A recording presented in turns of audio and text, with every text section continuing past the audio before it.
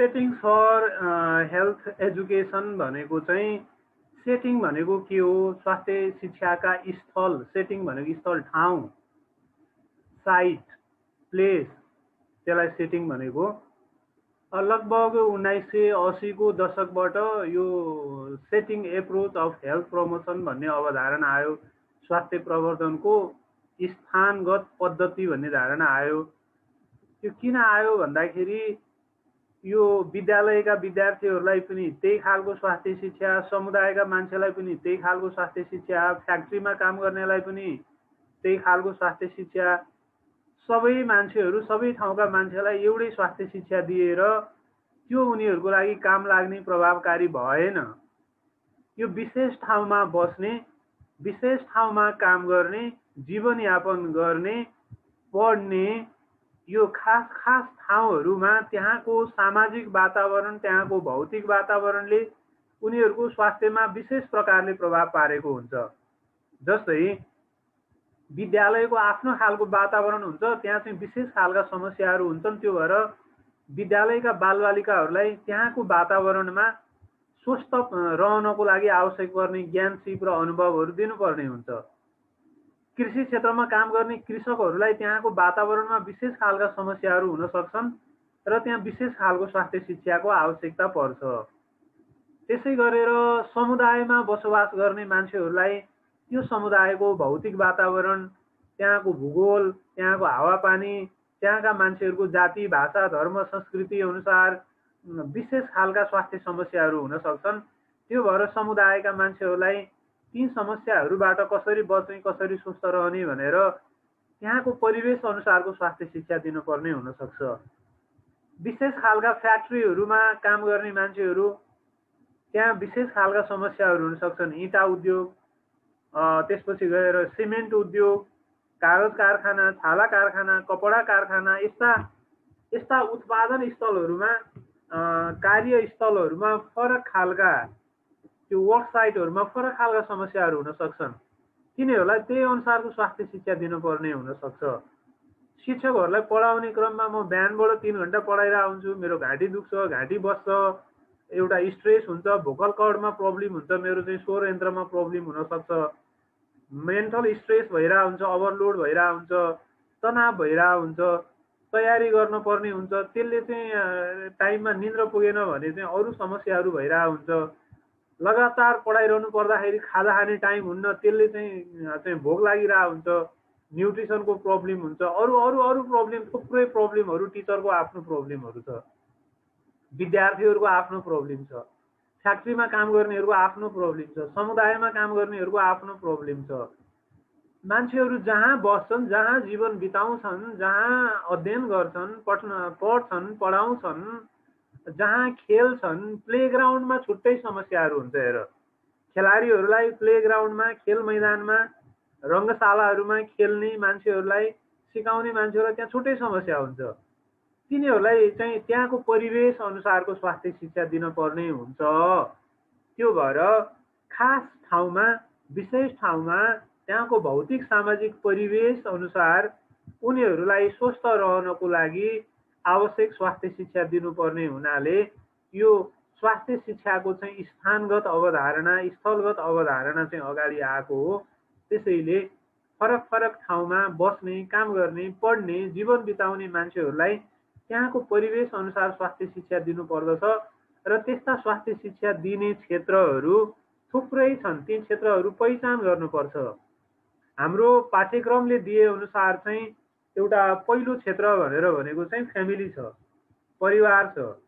Family, घर परिवार, home और फ्यामिली। परिवारमा हामी बस्छौँ, हाम्रो आफ्नो परिवार छ, हाम्रा आफ्ना परिवारमा आफ्नै खालका समस्याहरू हुन्छन्, त्यो परिवारको आफ्नै खालको बनोट हुन्छ, त्यो परिवारको आफ्नै खालको रीतिरिवाज, चालचलन हुन्छ, अनि त्यो परिवारको चाहिँ भौतिक वातावरण आफ्नै खालको हुन्छ। त्यो भएर हरेक परिवारमा त्यहाँको परिवारको चाहिँ भौतिक अवस्था, बसोबासको अवस्था, उनीहरूको बानी व्यवहार, यो सब कुराहरू ख्याल गरेर उनीहरूलाई कस्तो खालको स्वास्थ्य शिक्षा दिनु आवश्यक छ, त्यो खालको स्वास्थ्य शिक्षा दिनुपर्ने हुन्छ। जस्तै परिवारका अभिभावकहरूलाई स्वास्थ्य शिक्षा दिनुपर्ने हुन्छ, उनीहरूलाई चाहिँ जिम्मेवार अभिभावकत्वको बारेमा, रिस्पोन्सिबल प्यारेन्टहुडको बारेमा, आफ्ना बालबालिकाहरूको भविष्य चाहिँ सुरक्षित बनाउन, स्वस्थकर बनाउन, परिवारको भलाइको लागि, परिवारको गुणस्तरीय जीवनयापनको लागि परिवारका अभिभावकहरूले के भूमिका निर्वाह गर्नुपर्छ भनेर उनीहरूलाई जिम्मेवार अभिभावकत्वको बारेमा शिक्षा दिनुपर्ने हुनसक्छ। थोरै सन्तान जन्माउने, सीमित सन्तान जन्माउने, निश्चित अन्तरालमा सन्तान जन्माउने, त्यसका लागि आवश्यक पर्ने जन्मान्तरसँग सम्बन्धित, परिवार नियोजनसँग सम्बन्धित स्वास्थ्य शिक्षाहरू दिनुपर्ने हुनसक्छ अभिभावकहरूलाई। भने परिवारमा वृद्धहरू हुन सक्छन्, वृद्ध अवस्थाका आफ्ना समस्याहरू हुन्छन्, वृद्धहरूको कसरी स्याहार गर्ने, वृद्धहरूलाई चाहिँ यो हुन सक्ने विभिन्न मानसिक समस्याहरूबाट कसरी मुक्त गराउने, योसँग सम्बन्धित स्वास्थ्य शिक्षा दिनुपर्ने हुनसक्छ।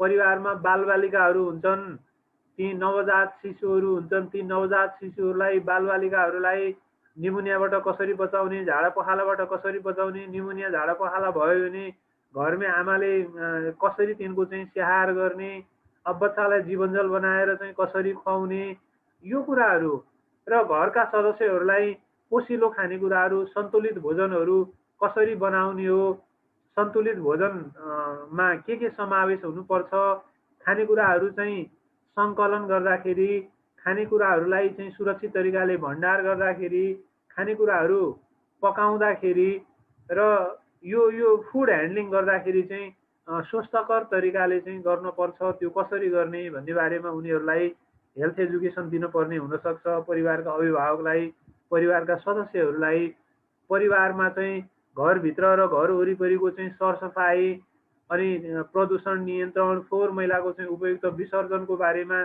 स्वास्थ्य शिक्षा दिनुपर्ने हुनसक्छ। बालबालिकाहरूलाई लगाउने विभिन्न प्रकारको खोपहरू कहिले कहाँ लगाउने हो, त्यसको बारेमा स्वास्थ्य शिक्षा दिनुपर्ने हुनसक्छ। गर्भवती सुत्केरी महिलाहरूलाई नियमित रूपमा स्वास्थ्य परीक्षण गराउने, आइरन चक्की खाने, स्वास्थ्य संस्थामा सुत्केरी गराउने, यसको बारेमा चाहिँ स्वास्थ्य शिक्षा दिनुपर्ने हुनसक्छ। त्यसैले परिवार आफैमा स्वास्थ्य शिक्षाको चाहिँ एउटा सेटिङ हो, एउटा विशेष खालको परिवेश हुन्छ, त्यहाँ त्यो विशेष स्थल हो, त्यहाँ विशेष खालका समस्याहरू हुन सक्छन्, विशेष खालका आवश्यकताहरू हुन सक्छन्। त्यो भएर परिवारलाई लक्षित गरेर स्वास्थ्य शिक्षा दिनुपर्छ। परिवार स्वास्थ्य शिक्षाको एउटा छुट्टै क्षेत्र हो। पहिला अर्को क्षेत्र, स्वास्थ्य शिक्षाको अर्को महत्त्वपूर्ण क्षेत्र भनेको चाहिँ विद्यालय हो, स्कुल हो।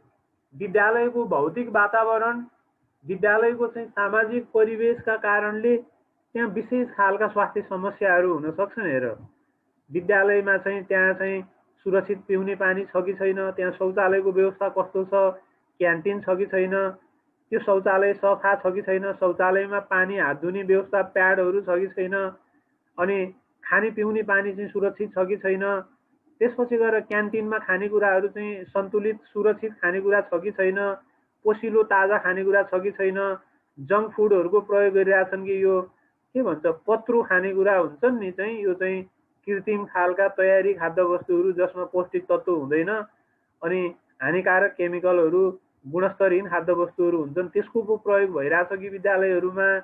विद्यालयमा खेल मैदानहरू सुरक्षित छन् कि छैनन्, फोहोर मैलाहरूको व्यवस्थापन गरिएको छ कि छैन, ढलनालको व्यवस्था छ कि छैन, सुरक्षाको प्रबन्ध छ कि छैन, भेन्टिलेसन छ कि छैन, कक्षा कोठाहरू सुरक्षित छन् कि छैनन्, भवन सुरक्षित छ कि छैन, बालबालिकाहरू विद्यार्थीहरूको सुरक्षाको प्रबन्ध छ कि छैन, फर्स्ट एडको व्यवस्था छ कि छैन, यो कुराहरूले त्यहाँको विद्यार्थी र शिक्षकहरूको स्वास्थ्यमा प्रभाव पार्छ। हेर, त्यो भएर विद्यालयको वातावरणलाई स्वस्थकर बनाउन, तनावरहित बनाउन, एउटा चाहिँ बाल मैत्री विद्यालय बनाउन, शिक्षक कर्मचारी मैत्री विद्यालय बनाउन, स्वस्थकर विद्यालय बनाउनको लागि त्यहाँको बालबालिकाहरूलाई, त्यहाँको स्टाफहरूलाई, शिक्षक कर्मचारीहरूलाई, त्यो बालबालिकाको अभिभावकहरूलाई स्वास्थ्य शिक्षा दिनुपर्ने हुन्छ, हेल्थ एजुकेसन दिनुपर्ने हुनसक्छ।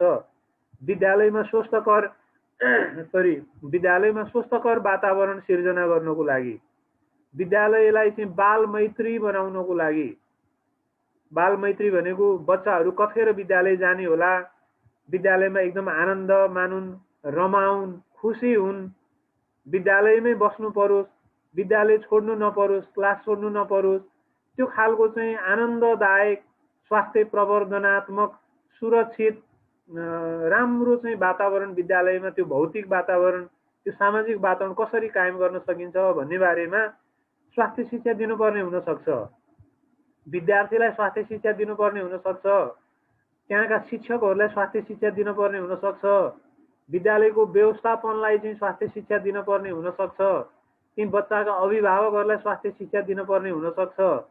विद्यालय जाँदा आउँदा बाटोमा घरमा विद्यालयको खेल मैदानभित्र विद्यालयभित्र सुरक्षाको प्रबन्ध कसरी गर्ने, आकस्मिक दुर्घटनाहरूलाई कसरी चाहिँ फर्स्ट एड प्राथमिक उपचार गर्ने, त्यसको व्यवस्थापन गर्ने, त्यसको बारेमा स्वास्थ्य शिक्षा दिनुपर्ने हुनसक्छ।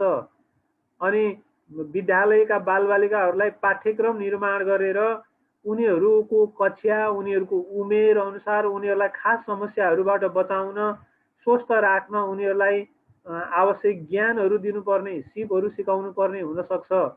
त्यसैले विद्यालय स्वास्थ्य शिक्षाको एउटा विशेष क्षेत्र हो, छुट्टै क्षेत्र हो। त्यहाँका विशेष खालका त्यहाँको भौतिक वातावरण त्यहाँको सामाजिक वातावरणको कारणले विशेष समस्याहरू हुन सक्छन्, विभिन्न रोगहरू फैलिन सक्छन्, दुर्घटना हुन सक्छन्, विद्यालयभित्र विद्यार्थीहरू तनावमा हुन सक्छन्, शिक्षक कर्मचारीहरू तनावमा हुन सक्छन्, भोकै बस्नु परेको हुन सक्छ, सुरक्षित पिउने पानी खान नपाएका हुन सक्छन्, शौचालय राम्रोसँग प्रयोग गर्न नपाएका हुन सक्छन्, गर्ल्सहरू मेन्स्ट्रुएसन हुँदाखेरि सरसफाइ नभएर प्याडहरू नहुँदाखेरि विद्यालय नै आउँदैनन्, बालबालिकाहरूलाई चाहिँ त्यहाँ चाहिँ हिंसा हुने, यातना हुने, राम्रो व्यवहार नहुने भयो भने बालबालिकाहरू विद्यालय आउँदैनन्।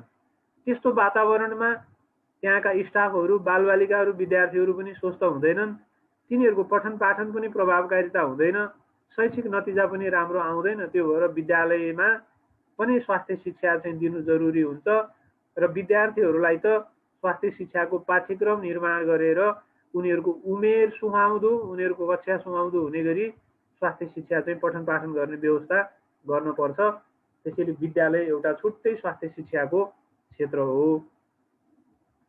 अर्को क्षेत्र भनेको चाहिँ कम्युनिटी छ, समुदाय। र समुदाय भनेको के हो त?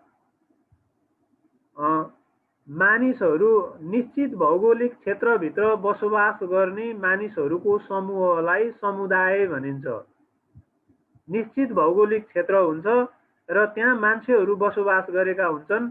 निश्चित क्षेत्रभित्र बसोबास गर्ने मान्छेहरूको समूहलाई समुदाय भनिन्छ।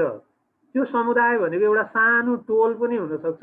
टोल हुन्छ नि, एउटा चाहिँ क्लस्टर, 8-10 घरहरू चाहिँ एकै ठाउँमा झुरुप्प बस्ने क्लस्टर, त्यो टोल, त्यो समुदाय हुनसक्छ। समुदाय भनेको एउटा गाउँ हुनसक्छ, समुदाय भनेको एउटा वार्ड हुनसक्छ, समुदाय भनेको एउटा चाहिँ पालिका, गाउँपालिका हुनसक्छ, एउटा निर्वाचन क्षेत्र हुनसक्छ। समुदाय हुनको लागि निश्चित भौगोलिक क्षेत्र हुन्छ र त्यहाँभित्र बसोबास गर्ने मान्छेहरूको समूह हुन्छ। त्यो भएर अब समुदाय चाहिँ कस्तो छ, त्यहाँको भौगोलिक अवस्था कस्तो छ, त्यहाँको सामाजिक सांस्कृतिक अवस्था, मान्छेहरूको धर्म, रीतिरिवाज, चालचलन, मूल्य मान्यता कस्तो छ, त्यहाँको भौतिक र सामाजिक परिवेशले उनीहरूको स्वास्थ्यलाई प्रभाव पार्छ, स्वास्थ्य निर्धारण हुन्छ। मधेसमा, तराईमा मधेस समुदाय हो, त्यहाँ चाहिँ गर्मी हुन्छ एकदम के अरे चाहिँ उच्च गर्मीका कारणले, त्यो सिमसार क्षेत्रको कारणले त्यहाँ लामखुट्टेहरू, भुसुनाहरूको वृद्धि हुन्छ, त्यहाँ औलो रोग, हात्तीपाइले रोग, त्यहाँ चाहिँ इन्सेफ्लाइटिस, त्यहाँ कालाजार फैलिन्छ। त्यहाँको भौतिक वातावरणको कारणले त्यहाँ औलो, कालाजार, इन्सेफ्लाइटिस, हात्तीपाइले रोगका विरुद्ध तिनीहरूलाई स्वास्थ्य शिक्षा दिनुपर्ने हुनसक्छ। मधेसभित्र पनि विभिन्न भाषा बोल्ने, विभिन्न धर्म मान्ने मान्छेहरू छन्। मुस्लिमहरू होलान्, मधेसीहरू होलान्, त्यहाँ हिन्दूहरू होलान्। मुस्लिम समुदायको आफ्नो रीतिरिवाज, मूल्य मान्यताहरू हुन्छ। त्यो कारणले उनीहरूलाई विशेष समस्या हुनसक्छ। त्यो कारणले उनीहरूको विशेष बानी व्यवहारहरू हुनसक्छ, कतिपय हानिकारक जोखिमपूर्ण हुनसक्छ, त्यसलाई बदल्न पर्ने हुन्छ। त्यस्ता हानिकारक जोखिमपूर्ण व्यवहारले विभिन्न समस्याहरू सिर्जना गरिरहेको हुन्छ। कतिपय जाति समुदायहरूमा परिवार नियोजनको साधन प्रयोग गर्नु हुँदैन, गर्भपतन गर्न हुँदैन भन्ने मूल्य मान्यता होला। त्यो परिवर्तन गर्नलाई उनीहरूलाई त्यो मूल्य मान्यता र विश्वास हटाउने गरी स्वास्थ्य शिक्षा दिनुपर्ने हुन्छ। हिमाली क्षेत्रको मान्छेमा त्यहाँको भौगोलिक अवस्थाको कारणले गर्दा हिउँले खाने, चिसोले चाहिँ बिरामी पर्ने, अनि त्यहाँ चाहिँ लेक लाग्ने, यो समस्याहरू हुन सक्लान्। उच्च भूभागहरूमा आयोडिनको कमीको कारणले गलगाँडहरू, यो चाहिँ सुस्त मनस्थितिहरू, यो अबोर्सनको समस्याहरू धेरै भएको हुनसक्छ। त्यहाँ चाहिँ आयोडिनको बारेमा, गलगाँड रोकथामको बारेमा, आयोडिनको फाइदाको बारेमा स्वास्थ्य शिक्षा दिनुपर्ने हुनसक्छ। हिउँले खाने लेक लाग्ने बारेमा स्वास्थ्य शिक्षा दिनुपर्ने हुनसक्छ। त्यस्तै गरेर थारू समुदायहरूमा आफ्नो भाषा, संस्कृति, रीतिरिवाजका कारणले विशेष समस्याहरू होलान्। उनीहरूलाई त्यही अनुसारको स्वास्थ्य शिक्षा दिनुपर्ने हुनसक्छ। समुदायका विशेष जाति, जनजाति, धार्मिक समुदायहरू, क्षेत्रीय जातीय समुदायहरू, त्यहाँका महिलाहरू, तिनीहरूलाई विशेष खालका आवश्यकता हुन्छन्, विशेष खालका समस्याहरू हुन्छन्। त्यही अनुसार स्वास्थ्य शिक्षा दिनुपर्ने हुनसक्छ। कुनै टोलमा, कुनै गाउँमा सामुदायिक सरसफाइको बारेमा, सार्वजनिक शौचालयको बारेमा, घर घरमा चर्पी बनाएर चर्पी प्रयोग गर्ने खुल्ला ठाउँमा दिशा नगर्ने बारेमा, हात धुने बारेमा, गर्भ परीक्षणको बारेमा, स्वास्थ्य संस्थामा सुत्केरी गराउने बारेमा, सरुवा रोगहरूको नियन्त्रण गर्ने बारेमा, एक अर्कामा भएका विभेदहरू हटाउने बारेमा, अन्धविश्वासहरू परिवर्तन गर्ने बारेमा, त्यहाँका मान्छेहरूका रीतिरिवाज चालचलन हटाउने बारेमा स्वास्थ्य शिक्षा दिनुपर्ने हुनसक्छ। सुदूरपश्चिममा कर्णालीमा छाउपडी प्रथा छ। त्यहाँको समुदायमा त्यो छाउपडी प्रथालाई कसरी अन्त्य गर्ने, त्यो अन्धविश्वासलाई कसरी हटाउने, घरमै बसेर त्यो चाहिँ त्यो पिरियडको टाइममा, रजस्वलाको टाइममा एकदम सुरक्षित तरिकाले सरसफाइयुक्त सेवा सुविधा, राम्रो स्याहार सम्मान, राम्रो पोसिलो खानेकुरा, सुरक्षा कसरी दिने त्यो महिलाहरूलाई भनेर त्यसको बारेमा चेतना दिनुपर्ने हुनसक्छ। त्यसैले खास समुदायहरूमा त्यहाँको भौगोलिक अवस्था, त्यहाँको बसोबास, त्यहाँको हावापानी, त्यहाँका मान्छेहरूको भाषा, धर्म, रीतिरिवाज, चालचलन, व्यवहारहरू, यसले विशेष खालका समस्या र आवश्यकताहरू सिर्जना गरेको हुनसक्छ र विशेष खालका स्वास्थ्य समस्याहरू भोग्नु परेको हुनसक्छ। ती कुराहरूलाई ध्यान दिँदै ती समस्याहरू समाधान गर्ने, ती आवश्यकताहरू पुरा गर्ने गरी उनीहरूलाई विशेष समुदायमा विशेष खालको ज्ञान, सिप, अनुभवहरू दिनुपर्ने हुनसक्छ, स्वास्थ्य शिक्षा दिनुपर्ने हुनसक्छ। त्यसैले समुदायलाई स्वास्थ्य शिक्षाको एउटा छुट्टै एउटा विशेष क्षेत्र चाहिँ मानिएको। अर्को स्वास्थ्य शिक्षाको क्षेत्र भनेको चाहिँ यो वर्क साइट, कार्यक्षेत्र, काम गर्ने ठाउँलाई वर्क साइट भनेको। मेरो कार्यक्षेत्र भनेको कलेज हो, मेरो कार्यक्षेत्र भनेको शिक्षकको कार्यक्षेत्र भनेको विद्यालय हो, विश्वविद्यालय हो। त्यहाँ विशेष समस्या हुनसक्छ। मैले अघि नै भने नि, अब चाहिँ जहाँनिर व्हाइट बोर्डहरू प्रयोग हुन्छ, ब्ल्याक बोर्ड प्रयोग हुन्थ्यो पहिले। ब्ल्याक बोर्ड प्रयोग गर्दाखेरि त्यो चाहिँ लेख्दा त्यो कालो अँगार चाहिँ नाकभित्र गएर विद्यार्थीको, शिक्षकको खोक्दाखेरि पनि मुखबाट कालो खगाएर आउँथ्यो, कालो सिँगाना आउँथ्यो चाहिँ। पछि व्हाइट बोर्ड आयो, त्यो बोर्डहरू चाहिँ अग्लो ठाउँमा झुन्ड्या छ, शिक्षक होचो छ भने त्यो तन्की ठाडो घाँटी लाएर लेख्दा घाँटीको समस्या, हाड जोर्नीको समस्या हुन्छ। धेरै समय उभिएर पढायो भने खुट्टाको चाहिँ जोर्नीको समस्याहरू हुनसक्छ चाहिँ। मैले शिक्षकको कुरा गरेको हरेको होला। विद्यार्थीहरू चाहिँ कतिपय गाउँको विद्यालयहरूमा पानी चुनी ठाउँमा बसेर पढ्नुपर्ने हुन्छ। त्यहाँ चाहिँ राम्रोसँग आराम गर्ने ठाउँ हुँदैन, राम्रो पिउने पानी हुँदैन, खाजा खाने टाइम हुँदैन, ठाउँ हुँदैन। अनि काम गर्ने श्रमिकहरूलाई त्यहाँ चाहिँ त्यो खालको सुविधा छैन। मानिलिनु फ्याक्ट्रीमा काम गर्नुपर्छ, प्रदूषण छ, त्यहाँ चाहिँ भेन्टिलेसन छैन, गर्मी छ, उसलाई करेन्ट लाग्न सक्छ, एक्सिडेन्ट हुन सक्छ।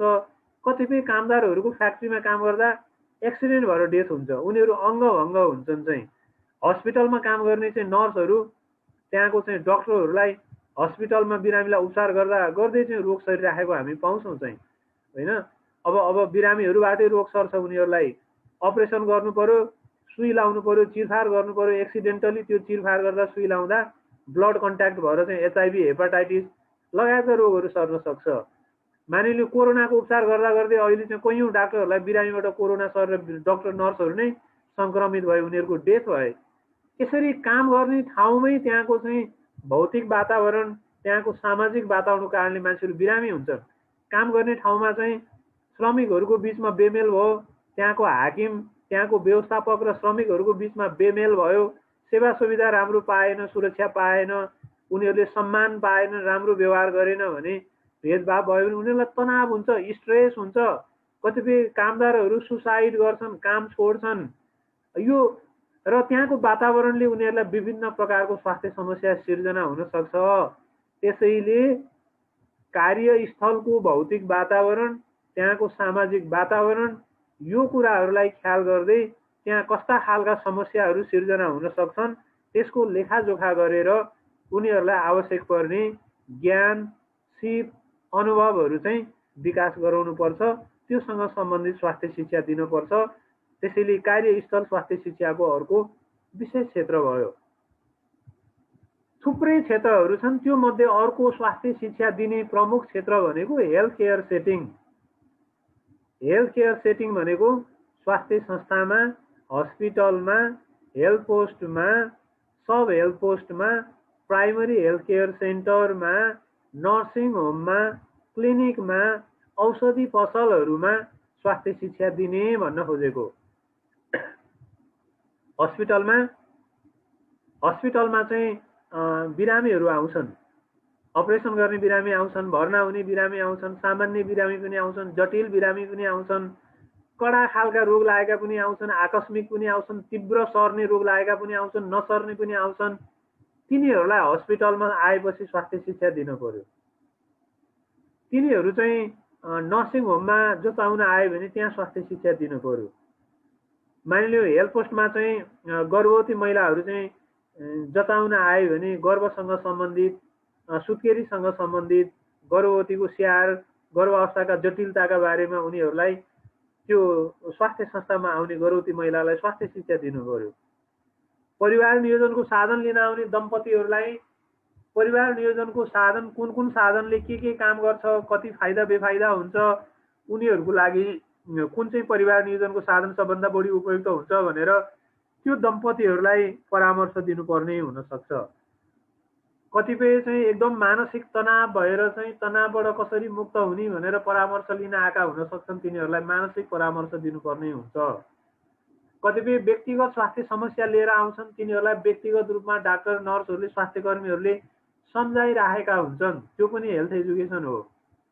डिस्पेन्सरीमा, औषधि पसलमा, क्लिनिकमा जोताउन जाने, औषधि लिन जानेलाई डाक्टरले, औषधि बेच्ने मान्छेले सम्झाइराखेको हुन्छ। औषधिको बारेमा, औषधि खाने तरिकाको बारेमा, ध्यान दिनुपर्ने कुराहरूको बारेमा धेरै कुराहरू सम्झाइराखेका हुन्छन्। त्यसैले यो हेल्थ केयर सेटिङ, स्वास्थ्य संस्था, उपचार स्थल, clinic, nursing home, hospital, health post, यो डिस्पेन्सरी, फार्मेसी, यिनीहरू पनि स्वास्थ्य शिक्षा दिने अर्को ठाउँहरू हुन्, जसलाई हामी स्वास्थ्य सेवा स्थल, हेल्थ केयर सेटिङ भन्छौँ। यसरी स्वास्थ्य शिक्षा दिने क्षेत्रहरू, जसलाई हामीले सेटिङ्स फर हेल्थ एजुकेसन भनेर भन्यो, एउटा चाहिँ घर अथवा परिवार, होम अर्थात् फ्यामिली भयो, अर्को चाहिँ विद्यालय, स्कुल भयो, त्यो चाहिँ यहाँ नलेखिए पनि त्यो चाहिँ कलेज पनि, युनिभर्सिटी पनि हुनसक्छ। अर्को चाहिँ समुदाय, कम्युनिटी भयो, जहाँ मान्छेहरू बसोबास गर्छन्, जीवनयापन गर्छन्, निश्चित मूल्य, मान्यता, रीतिरिवाज, चालचलन हुन्छ, सामाजिक व्यवहारहरू हुन्छन्। अर्को चाहिँ श्रमिकहरूले काम गर्ने कार्यस्थल भयो, र अर्को चाहिँ स्वास्थ्य सेवा लिन जाने ठाउँ, स्वास्थ्य सेवा स्थल भए। यी ठाउँहरूमा विशेष आवश्यकता अनुसार, त्यहाँको भौतिक वातावरण अनुसार, त्यहाँको समस्या अनुसार, अनि त्यो लक्षित व्यक्तिहरूको आवश्यकता अनुसार उनीहरूलाई उपयुक्त खालको चाहिँ ज्ञान, सिप, अनुभवहरू चाहिँ विकास गर्नुपर्ने हुन्छ। यिनीहरू स्वास्थ्य शिक्षाका क्षेत्रहरू हुन्।